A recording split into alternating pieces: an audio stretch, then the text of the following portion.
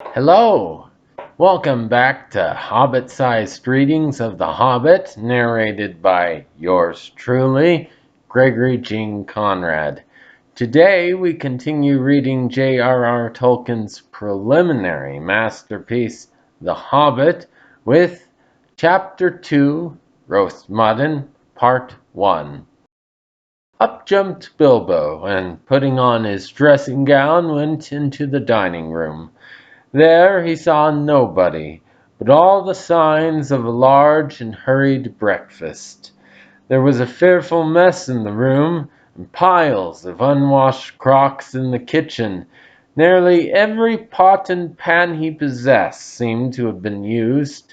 The washing up was so dismally real that Bilbo was forced to believe the party of the night before had not been part of his bad dreams, as he had rather hoped.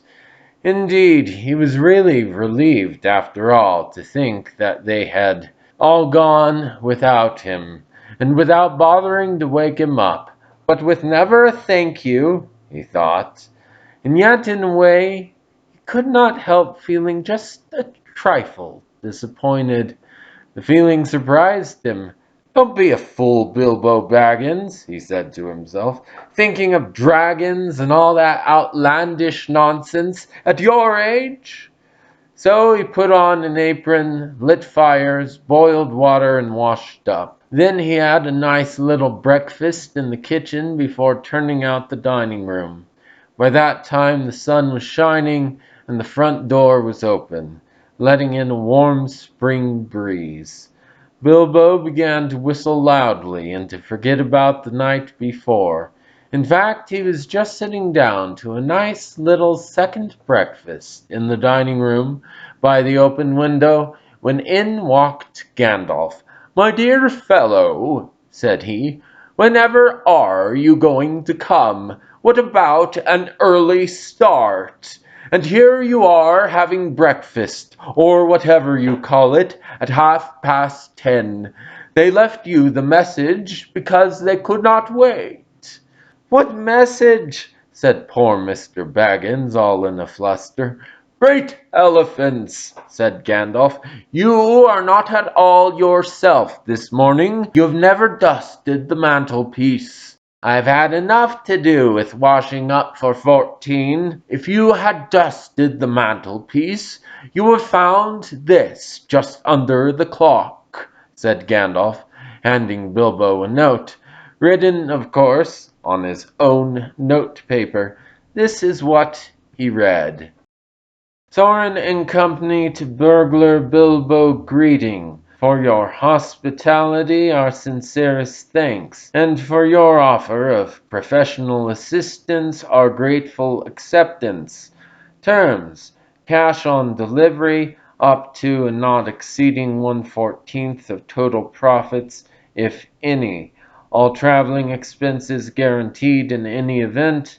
Funeral expenses to be defrayed by us or our representatives, if occasion arises and the matter is not otherwise arranged for. Thinking it unnecessary to disturb your esteemed repose, we have proceeded in advance to make requisite preparations, and shall await your respected person at the Green Dragon Inn by water at 11 a.m. sharp, trusting that you will be punctual. We have the honor to remain yours deeply, Thorin and Company." "That leaves you just 10 minutes. You will have to run," said Gandalf. "But," said Bilbo. "No time for it," said the wizard. "But," said Bilbo again. "No time for that either. Off you go."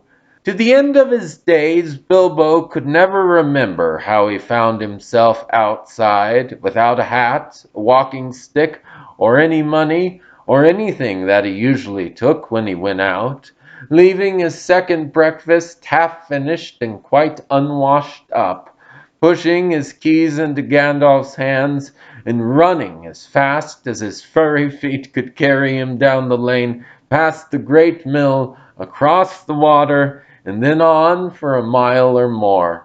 Very puffed he was when he got to Bywater, just on the stroke of 11, and found he had come without a pocket handkerchief. "Bravo!" said Balin, who was standing at the inn door looking out for him. Just then all the others came round the corner of the road from the village. They were on ponies, and each pony was slung about with all kinds of baggages, packages, parcels, and paraphernalia. There was a very small pony, apparently for Bilbo.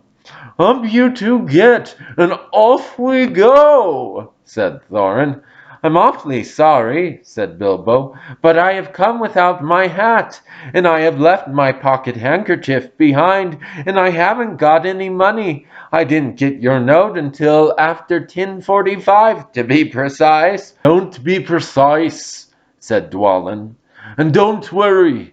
You will have to manage without pocket handkerchiefs and a good many other things before you get to the journey's end. As for a hat, I've got a spare hood and cloak in my luggage." That's how they all came to a start, jogging off from the inn one fine morning just before May on laden ponies. And Bilbo was wearing a dark green hood, a little weather-stained, and a dark green cloak borrowed from Dwalin. They were too large for him, and he looked rather comic. What his father Bungo would have thought of him, I daren't think. His only comfort was he couldn't be mistaken for a dwarf, as he had no beard. They had not been riding very long when up came Gandalf, very splendid on a white horse. He had brought a lot of pocket handkerchiefs, and Bilbo's pipe and tobacco.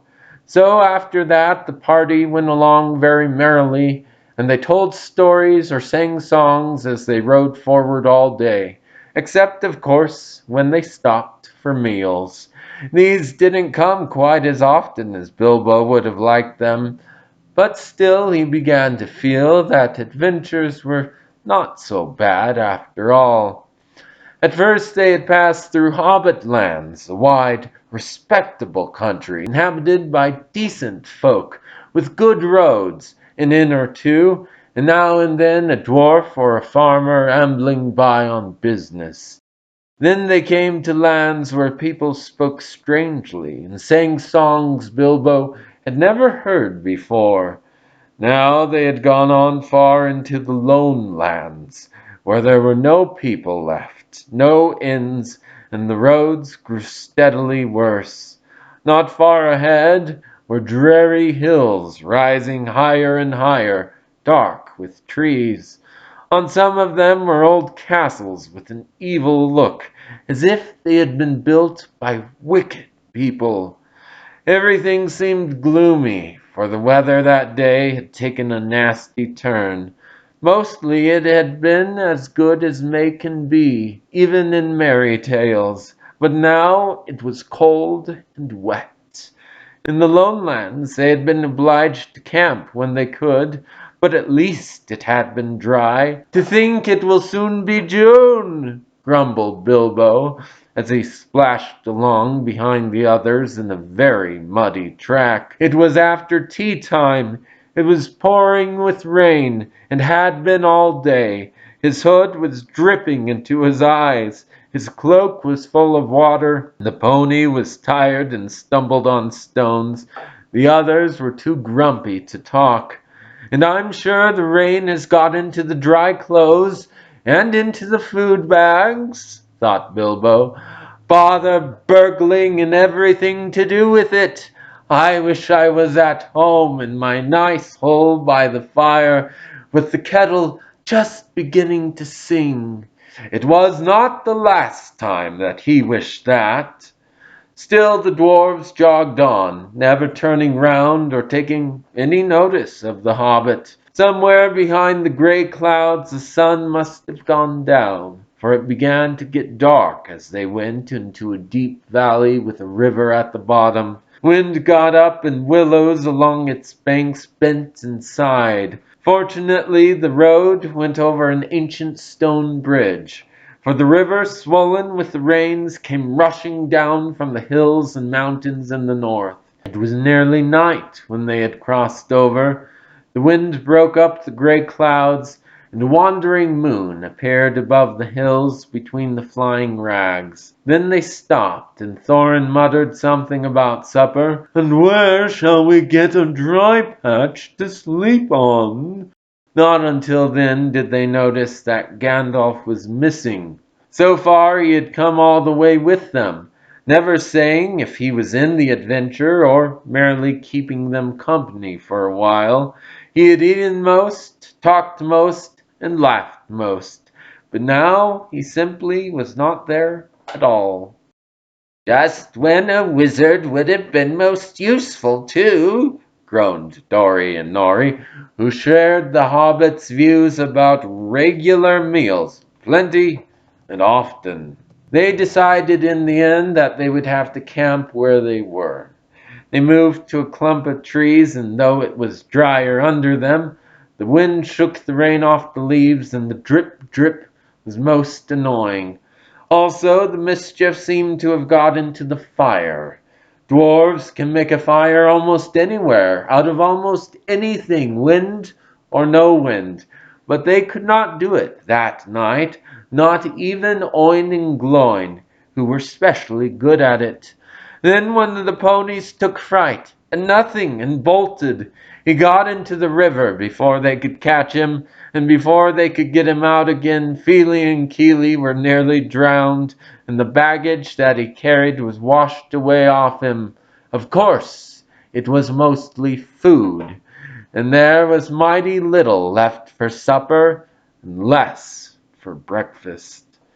There they all sat glum and wet and muttering, while Oin and Gloin went on trying to light the fire and quarreling about it. Bilbo was sadly reflecting that adventures are not all pony rides and May sunshine, when Balin, who was always their lookout man, said, "There's a light over there." There was a hill some way off, with trees on it, pretty thick in parts.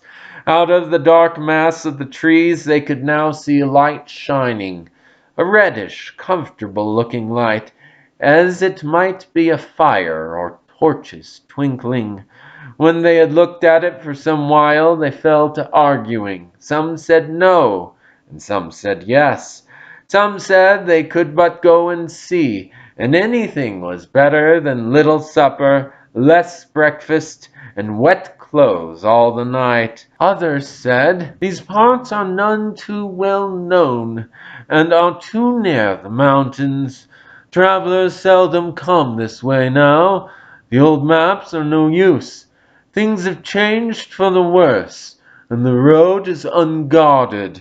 They have seldom even heard of the king round here, and the less inquisitive you are as you go along, the less trouble you are likely to find."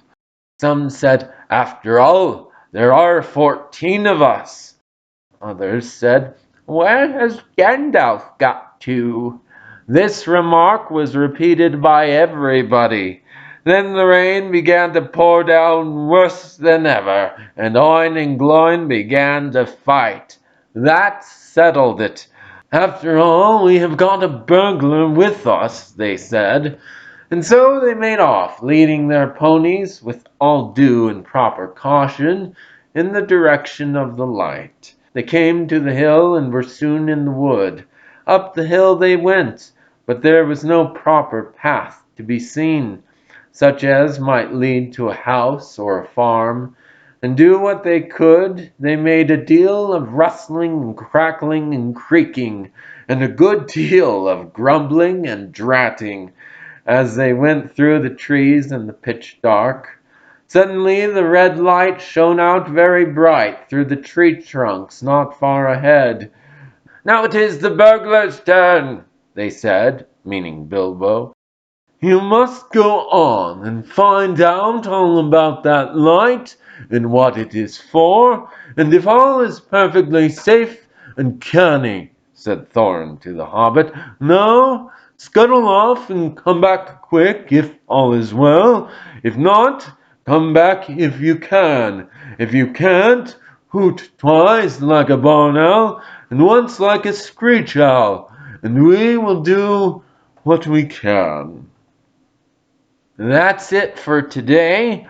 Join us next time as we continue to bring some Tolkienian cheer to your quarantine despair with The Hobbit, Chapter 2, Roast Mutton, Part 2. Until then, Pelo Nalu I Lais En Galad Gwylin. May the leaves of your life tree never wither. Signing out.